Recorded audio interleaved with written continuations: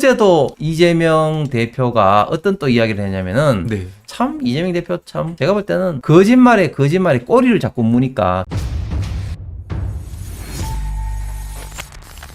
김문기 처장을 안다 모른다 보다도 더 이재명 대표에게는 좀 심각하고 그리고 상당히 중형이 내릴 것으로 명백한 이유는 백현동 이슈입니다. 네, 그 백현동은 또 의원님께서 처음으로 이게 또 집중적으로 파헤치셨던 그 문제 아닙니까? 네, 그렇습니다. 백현동은 대장동보다 조금 더 늦게 이제 부각이 되고 언론에 이제 보도가 되기 시작했는데 2021년 11월 2일 날 당시 감사원장 인사청문회가 있었습니다. 저는 그때 당시에 이제 인사청문위원으로 갔는데 거의 모든 분들이 이제 백현동에 대해서 이제 계속해서 문제 제기를 이제 당시 감사원장 최연애 감사원장 후보자에게 이제 해 왔었습니다. 근데 저는 대장동이 아닌 백현동 저 혼자만 사실상 백현동 이슈를 계속해서 제기를 했었죠. 맞습니다. 왜냐면 제가 이제 대구시청의 국장까지 하면서 지방자치단체에서 직접적으로 이 근무를 했기 때문에 지방자치단체가 어떤 역할과 어떤 권한이 있는 것을 제가 아주 잘 알고 있습니다. 특히 이런 도시개발, 도시계획 같은 경우는 지방정부, 지방자치단체의 고유 권한입니다. 고유 권한에 지금 이재명 대표가 이야기했듯이 이게 국토부 협박 때문에 그렇다 이런 것은 이제 말이 안 되는 것이죠. 조금 더 이제 자세하게 이제 말씀을 이제 드리면은 백현동 이슈는 잘 아시는 것처럼 한국식품연구원 이게 이제 국가기관입니다. 한국식품연구원 부지가 원래 지금 화면에 있는 것처럼 원래 자연 녹지 상태였습니다. 산이네요. 예, 뭐 산이죠. 그런데 이제 한국식품연구원이 이전에 가면서 이제 그 자리를 성남시에서 용도를 무려 4단계, 즉 1종 2정도 뛰어넘어서 준주거로 이제 용도를 변경하게 됩니다. 그런데 왜 변경하게 됐느냐? 그전에는 국토부에서는 이게 뭐 1, 2단계 정도만 뭐 해도 좋다.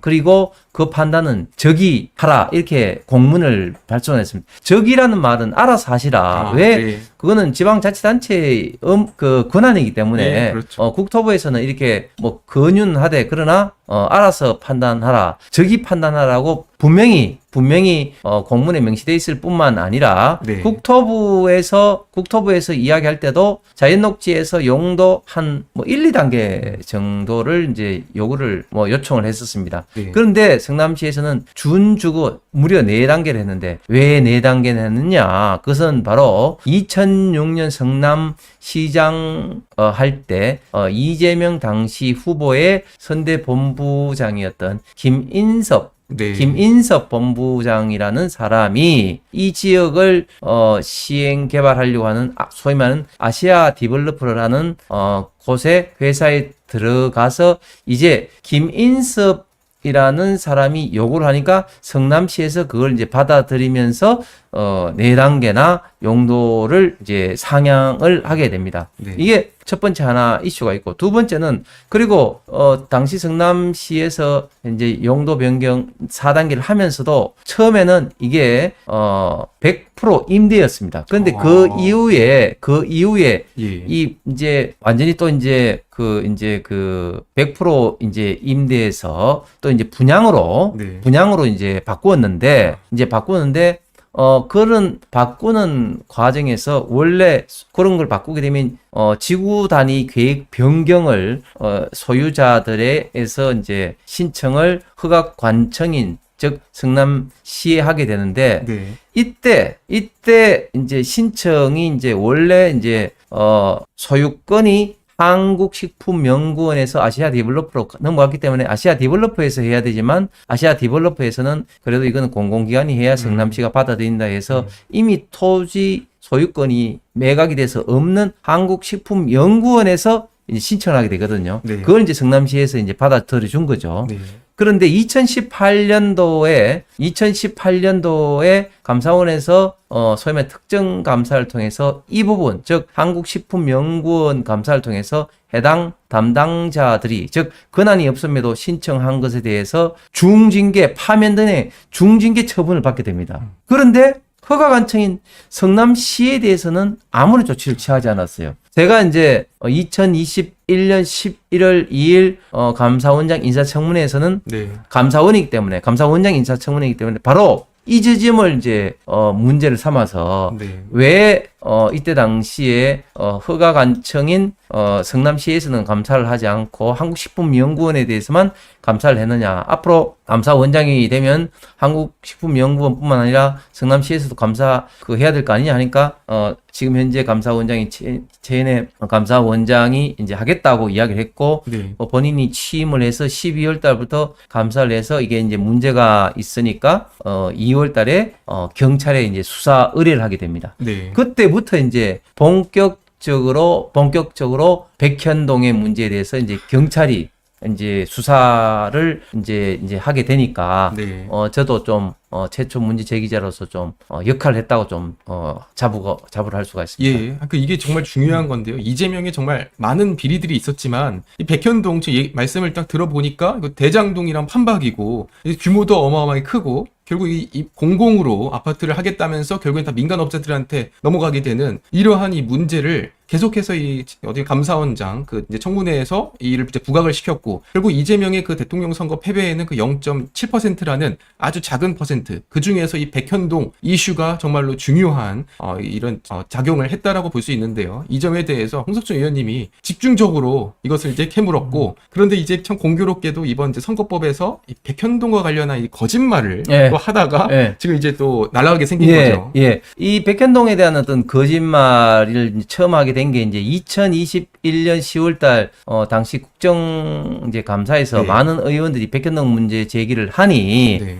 이재명 당시 경기지사가 국토부의 협박 때문에 어쩔 수 없었다. 이렇게 이제 이야기를 했는데, 예. 어제도 그 이재명 대표가 어떤 또 이야기를 했냐면은, 네. 참, 이재명 대표 참, 제가 볼 때는 거짓말에 꼬리를 자꾸 무니까, 결국 이제 본인의 어떤 그런, 발목을 임기응변, 네. 순간을 모면하기 위한 어떤 임기응변 거짓말들이 이제 본인의 네. 어떤 정치 생명이 지금 발목을 지금 잡고 있다 보여지는데, 어제도 어떤 이야기를 했냐면, 국정감사에서, 즉, 2021년 10월 달에 국정감사에서 국토부 협박 때문에 했다고 이야기한 것은, 발언 시간이 7분밖에 안 되기 때문에 말이 좀 꼬였다. 말이 꼬였다 하면서 이제 핑계를 대요. 네. 근데 그 자체가 또 거짓말입니다. 왜 거짓말이냐면, 그래요. 7분이라는 것은 의원에게 주어지는 시간이 7분이고, 답변자는 위원장이 허가를 듣게 해서 얼마든지 7분하고 관계없이 자기가 하고 싶은 말들을 할 수가 있습니다. 그 7분이 그게 질문할 때 그렇습니다. 안에 하라는 거군요. 예. 그러니까 국회의원들에게 주어지는 시간이 7분이라는 겁니다. 예. 그렇기 때문에 그 자체가 7분이기 때문에 말이 꼬였다. 네. 이 자체가 또 거짓말하는 거예요. 그래서 참 거짓말 보는데, 근데 이 허위사실 유포로 인한 이 공직선거법에서 이 백현동 건은 조금 전에 말씀드린 성남 그 김문기 처장보다도 이거는 뭐 완전히 빼박인 게 지금 몇 가지 이제 확실하게 드러난 법정 정의에 의해서 이제 완전히 빼박입니다. 첫 번째, 이미 성남시의 당시에 도시계획 개발 관련된 국장 과장들이 법정 정언을 어떻게 했냐면, 이것은 우리 성남시의 권한이지 국토부가 협박한 사항이 아니다. 딱 선언을 했죠. 네. 그 다음에 이거보다 사실은 더 중요한 것은 당시 허가를 신청한 아시아 디벨로퍼의 김인섭 본부장이 이미 항소심 2심에서 징역 5년형을 지금 현재 선고를 받았습니다. 네. 그러면 신청권자가 5년 받았는데, 그러면은 허가권자인 이재명 시장이 무죄가 될 수는 없거든요. 그러니까 그렇죠. 당연히 유죄가 될 수밖에 없고, 그리고 유죄가 된다면은 이 백현동 건 하나만 가지고도 굉장히 크게 처벌을 받을 수가 있다. 그리고 이 사안은 김문기 처장보다도 훨씬 더 명백한 정언이 지금 현재 벌써 법정에서 지금 차고 넘치고 있다. 이런 어떤 상황인데, 예. 또 어제 그 이재명 대표가 또 어떤 또 거짓말을 하냐면은 법정에서 성남시의 도시개발 관련된 과장 국장들이 이게 국토부 협박이 아니다고 이야기한 것이 검찰의 해이의에서 넘어간 거다. 또 이런 이야기를 했죠. 네. 그러니까 검찰에서 이제 그 공소시에 그런 이야기를 했지만 계속해서 어떤 거짓말을 이제 반복하고 있고 그런 네. 어떤 거짓말을 통해서 자기 죄를 덮으려고 하는 그런 어떤 측면이 결국은 2년이라는 중형으로 검찰이 이제 구형을 했다. 그렇게 네. 보여집니다. 그리고 이 문제에 있어서는 1심에서 지금 현재 재판장을 비롯해서 판사들이 어떻게 판단할지 모르겠지만 지금 현재 드러나고 있는 증인, 증거 이런 사항만 보더라도 네. 저는 유죄일 수밖에 없고 유죄가 된다면 지금 현재 대부분 양형 기준표에 의해서 최소한 500만 원 이상부터 지금 검찰에서 구형된 어떤 2년까지. 징역형까지 예. 선고가 예상이 됩니다.